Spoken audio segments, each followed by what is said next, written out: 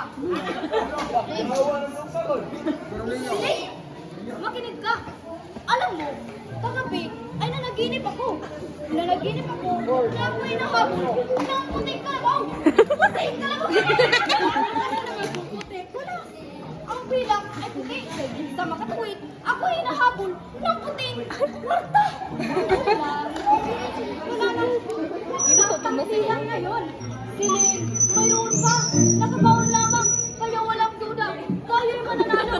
Bigyan mo lamang ako ng 5 piso. Ngunit ko lang, hindi ka ba nadadala sa mga panaginip? Ng ilang buwan na nagginip ka ng ahas na mayroong okso. Ang sabi may kwarta mo na tayo ng 5 piso. Oo nga, wow. Ngunit ngayon, hindi lamang panaginip ang ating pinakasihan. Pinag-aralan kong mabuti ang manok na ito. Kaya walang duda. Tayo'y mananalo. Wala. Natakot ako ng ganyan. Parte sa pulapunta nila. Ano ang nangyari? Nagkaulan tayo ng pakpak ng manok. Oo nga, Siling. Sinabi ko ng iyon ay disgrasya lamang. Kaya kami ang sabi. Bigyan mo lang ako ng pera. Ito na ang huli kong sabong. Totoo, totoo. Totoong totoo, Siling. Sige na. Wag na wag mo ako. Naubos ang kunting pera natin para sa palayan. Okay, Siling. Maraming salamat. Terban! Terban! Pera. Gusto na naman ang among musik nila. O, makinig ka. Ipustama ito sa kalaban. Opo. Mamuna itong story? Ipusta? Ano nga piso? Katong story na ito ba? Sige, ikaw ba? Naging sa kong yan. Ano din? Katong story. Makapaliwanag ka sa'yo. Huwag ko naman dyan yung pag-anak. Huwag ka mag-alala sila. Huwag ka mag-alala. Ako ay sumista. Para kong matay. Ako ay mananalo. Walang bawas ang pagkala. Kung gano. Hay, nako! Tinatalo na naman ako siling. Ayaw ko na talaga magsabong siling. Pangako yan sa'yo. Hay, naku wala. Sana mag-isip ko ano yan. Oo, totoo na talaga yung siling.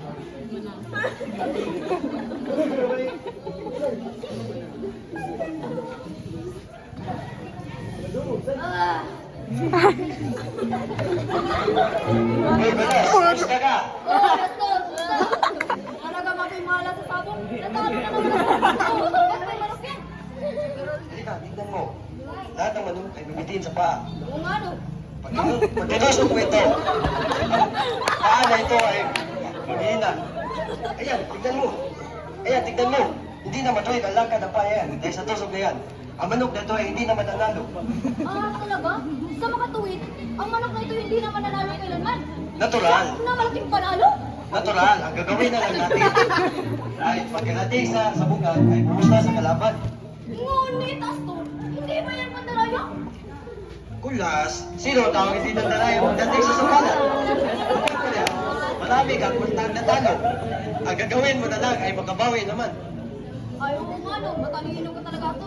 Ang hirap kasi sa'yo, hindi mo gamit ulo mo.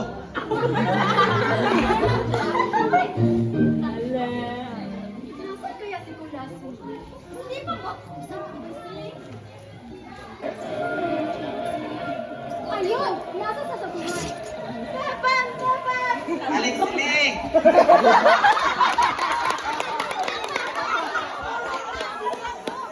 Ang laki namang pera na to. Itututo mo ba ito? Todong todo! Naku, Pareho sila gipustahan. Pareho sila. Ay, naku. May kasunduan ko. Kulas, pag natalo na naman siya, ay lulutuin ko lahat ng mga manok niya. Ay, lami.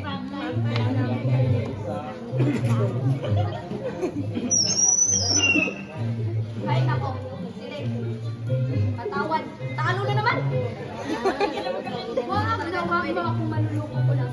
Alam kong nanalo sa akin. Akin na yung 20 piso. Siling, nanalo nga ang aking manok. Ngunit sa pusta, ako'y talo. Taman, ihanda lahat ng kaldero ang tayong maghahanda sa huling sabong ni Kulas. Shirley, dito tayo maghapunan ngayong gabi. Oy, teka! Wala tayong pera! Nakalimutan mo na ba? May 6 ka pang manok. Ang 3 ay aarupuhin ko at ang 3 naman ay pagkukulaan ko. Uy!